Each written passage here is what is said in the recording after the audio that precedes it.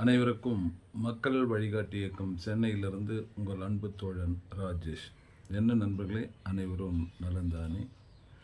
மீண்டுமாக நமது தமிழ்நாட்டில் ஒரு புரட்சிகரமான புரட்சி ஏற்படுத்தியிருக்கிறார்கள்.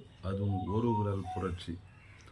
அந்த புரட்சியின் வெளிப்பாடு தாவேகா ஆட்சியை பிடித்து ஆட்சி கட்டலில் அமர்ந்துள்ளது.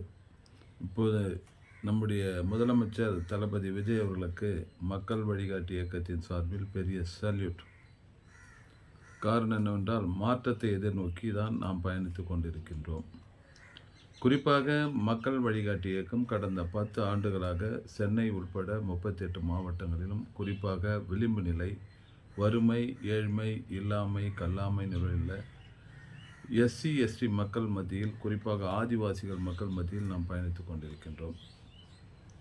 அரசாங்கத்துக்கும் ஆட்சியாளர்களுக்கும் மக்களுக்கும், குறிப்பாக விளிம்பு நிலை மக்களுக்கும் நாம் பாலமாக இருந்து கொண்டு அரசு நலத்திட்டங்களை கொண்டு செல்வதில் நாம் அக்கறை செலுத்திக் கொள்கிறோம். அந்த வகையில் இப்போது ஆட்சி மாறிவிட்டது. ஆனால் சில காட்சிகள் இன்னும் மாறவில்லை. நம்ம கிராமத்தில் ஒரு பழமொழி சொல்லுவாங்க, அதாவது புதிய மொந்தை பழைய கல்லுன்னு சொல்லுவாங்க. இது எதுக்குன்னு சொன்னால், ஆட்சிகள் மாறினால் காட்சிகள் மாறுவதில்லை. கடந்த காலங்களில் அகில இந்திய அண்ணா திராவிட முன்னேற்றக் கழகம் 35 ஆண்டுகளும், திராவிட முன்னேற்றக் கழகம் 25 ஆண்டுகளும், ஆக மொத்தம் 60 ஆண்டுகள் அவர்கள் ஆட்சியில் இருந்தார்கள். அப்போதிலிருந்து இப்போது வரை சுதந்திரம் பெற்று 80 ஆண்டுகள் ஆகிவிட்டன. இன்னமும் அடித்தட்டு, பாமர, விளிம்பு நிலை, குறிப்பாக வறுமை, ஏழ்மையில் உள்ள நிலை மக்கள் இன்னமும் அரசாங்கத்திடம் ஐயா 1 சென்ட் வீட்டு மனை கொடுங்கள் என்று கையேந்த நிலையில் தான் இந்த ஆட்சியாளர்கள் வைத்திருக்கிறார்கள். இப்பொழுது வந்திருக்க தமிழக வெற்றி கழகம் இந்த விளிம்பு நிலை மக்களுக்கான ஒரு புரட்சிகரமான திட்டங்களை கொண்டு வந்து அவர்கள் கல்வி, பொருளாதாரத்தை வளமைப்படுத்துவார்கள் என்று நம்புவோம். குறிப்பாக நம்ம மக்கள் வழிகாட்டி இயக்கம் மாண்புமிகு புரட்சி தளபதி விஜய் அவர்களுக்கு வைக்கக்கூடிய ஒரு அன்பான, பண்பான, நேசமான, பாசமான வேண்டுகோள் என்னவென்றால், சென்னை உள்பட 38 மாவட்டங்களில் திங்கட்கிழமை தோறும் மாவட்ட ஆட்சித்தலைவர் தலைமையில் மக்கள் குறைதீர் கூட்டங்கள் நடைபெற்று வருகின்றன. இந்த மக்கள் குறைதீர் கூட்டங்கள் ஒவ்வொரு திங்கட்கிழமை, அதாவது ஒரு திங்கட்கிழமையில் குறைந்தது ஒரு 300லிருந்து 500, 600 மனுக்கள், குறிப்பாக புகார்கள், கோரிக்கை மனுக்கள் பெறப்படுகின்றன.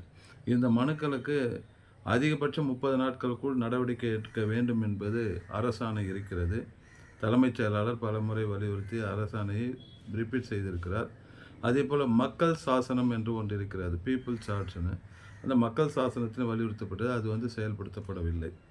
இது பெயரளவிற்கு கண் துடைப்பான ஒரு திட்டமாக தான் இருக்கிறது. இது ஏன் இதை நாங்கள் பதிவு செய்கிறோன்னு கேட்டால், தமிழ்நாட்டில் இருக்கக்கூடிய அத்தனை மாவட்டங்களும் நாங்கள் பயணிக்கிறோம். திங்கட்கிழமை தோறும் ஆட்சியாளர்களை சந்திப்பதற்காக அந்த மக்களோடு பயணிக்கிறப்ப அந்த வலியும் வேதனையும் இருக்கிறது. இப்போ சமீபத்தில் கூட செங்கல்பட்டு மாவட்டத்தில் மதுராந்தகம் வட்டம் குன்னத்தூர் ஊராட்சிக்கு உட்பட்ட தச்சூர் என்ற கிராமத்தில் கடந்த 60-70 ஆண்டுகளாக வசித்து வரக்கூடிய பழங்குடியின இருளர், அவங்க ஸ்நாக் கேட்சு, இந்த எலிலாம் அது மாதிரிலாம் பிடிக்கக்கூடிய மக்கள். அந்த மக்கள் இன்னமும் கொத்தடிமைகளாக இருக்க அந்த மக்களுக்கு ஒரு 16 குடும்பங்களுக்கு வீட்டு மனையே இல்லை. மாவட்ட ஆட்சியர், மாவட்ட ஆதி திராவிட நல அலுவலர், மாவட்ட வருவாய் அலுவலர், வருவாய் கோட்டாட்சியர், அதே போல் தனி வட்டாட்சியர் ஆதி திராவிட நல என்று அந்த மக்களை அழைத்து செல்லாத இடங்களே இல்லை. பத்தாவதுக்கு நம்ம முதலமைச்சர் தனிப்பிரிவுக்கும் ஏறக்குறைய ஒரு 100கணக்கான கோரிக்கை மனுக்கள் பதிவஞ்சல் மூலம் நம்ம அனுப்பியிருக்கோம். ஆனாலும் குறைகள் தீர்ந்தபாடில்லை. மாவட்ட ஆட்சியர்கள் நடத்தக்கூடிய இந்த குறைதீர் கூட்டங்கள் பிரயோஜனமாக இருக்கணும், தீர்வு காணக்கூடியதாக இருக்க வேண்டும்.